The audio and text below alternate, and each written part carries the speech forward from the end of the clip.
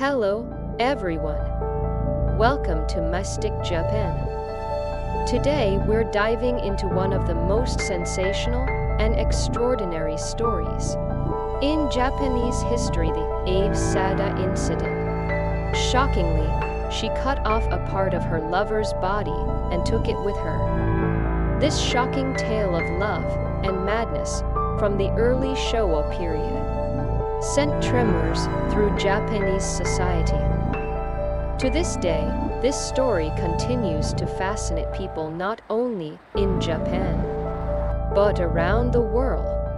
In this video, we'll explore the depths of one woman's obsession, the actions she took, and the psychological impact her story left on the public. Join us as we uncover the full details of the Abe Sada Incident and examine how one woman's overwhelming love became something far darker. Please stay with us until the end. The troubled past of Abe Sada. To understand this story, we must first learn about Abe Sada, the central figure in this tragedy. Born in 1905 into a poor family in Tokyo, Abe Sada grew up working to support her family. Her early years were filled with hardship, and she rarely experienced a sense of love or stability. In her early 20s, she married, but her marriage was short-lived and soon ended in divorce. The stigma she faced afterward made her feel even more isolated and lonely, amplifying her longing to be genuinely loved. After her divorce, Abe Sada moved from job to job, eventually finding work as a geisha in Kyoto. As she navigated the demanding world of traditional entertainment, her desire to find love and be loved grew stronger. It was during this time that she met the man who would forever alter her, Lafizida Kichizo, a restaurant owner. Izida, a man with a family of his own, was drawn to Abe Sada, and the two quickly entered into a passionate affair. This fateful meeting would set Abe Sada on a path she could never turn back from.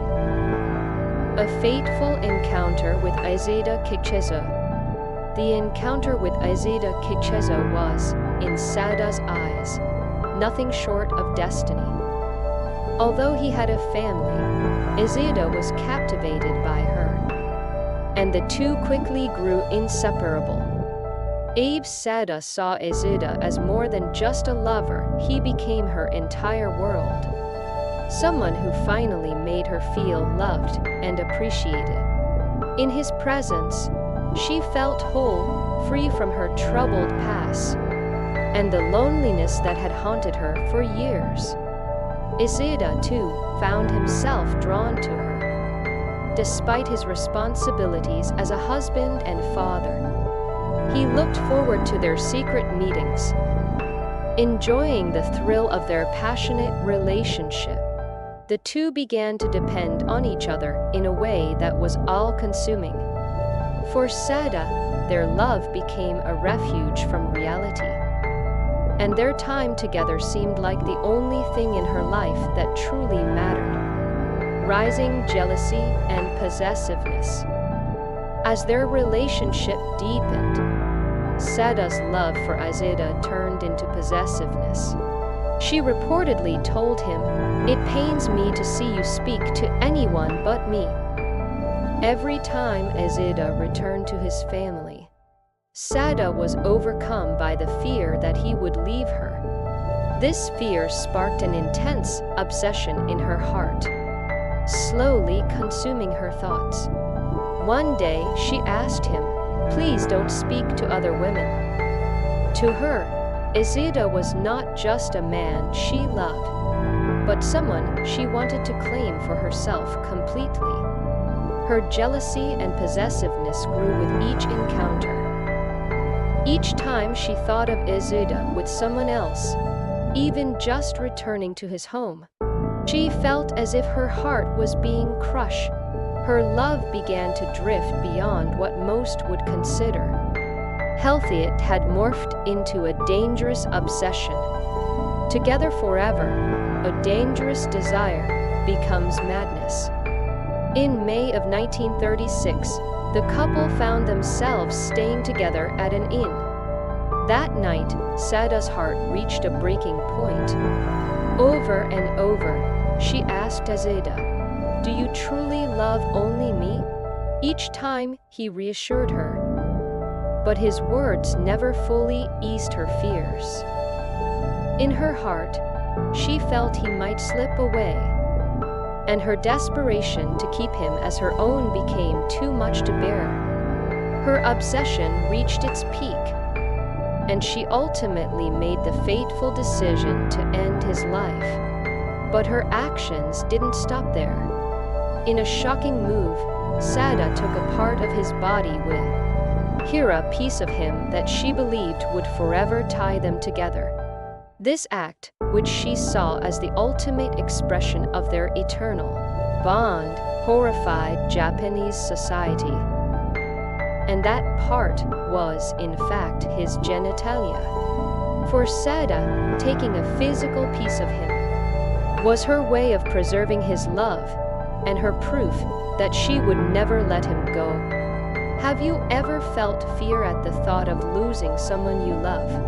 For Abe Sada, that fear was so intense that she crossed a line between love and madness. A sensational escape with a memento of love. After the incident, Abe Sada fled, carrying with her that intimate memento of Azeda. When the crime was uncovered, a nationwide manhunt was launched, and Japan was abuzz with talk of her whereabouts. Surprisingly, during her escape, she showed little caution. She traveled from town to town, staying at inns and eating in restaurants as if nothing had happened. It seemed she felt a sense of calm with her cherished piece of Azeda close by. For Sada, her escape wasn't about evading justice. It felt more like a final journey with the man she loved. By holding on to that part of him, she maintained an illusion that they were together. In her mind, as long as she had him by her side in this way, she wasn't alone.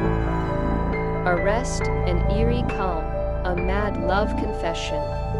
When Sada was eventually apprehended, she remained composed, showing no signs of agitation or remorse. During interrogation, when asked why she committed such a shocking act, she replied calmly, "I wanted to keep him forever. If he couldn't be only mine, I'd rather die." She also stated, "As long as I had a part of him with me, I felt he was by my side."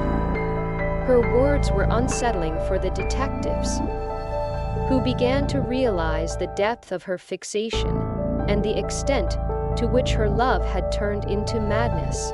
During her trial, she made an equally chilling confession, calmly stating, "I was happy to keep Azeda all to myself.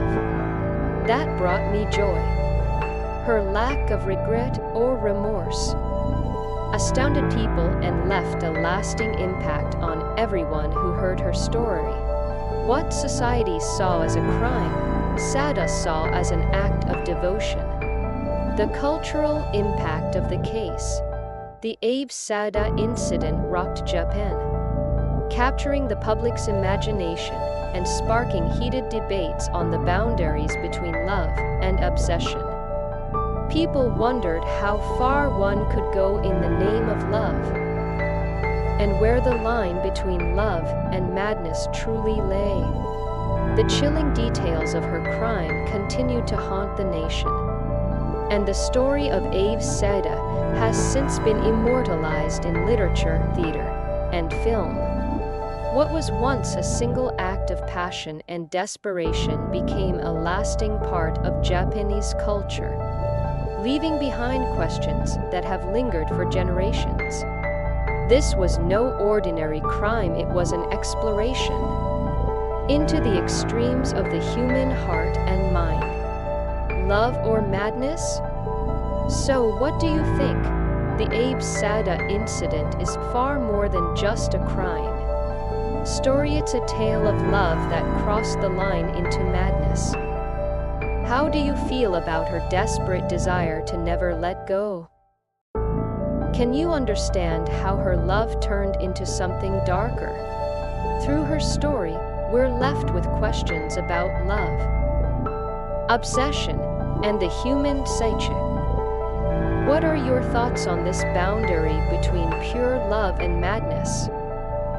Please feel free to share your thoughts in the comments.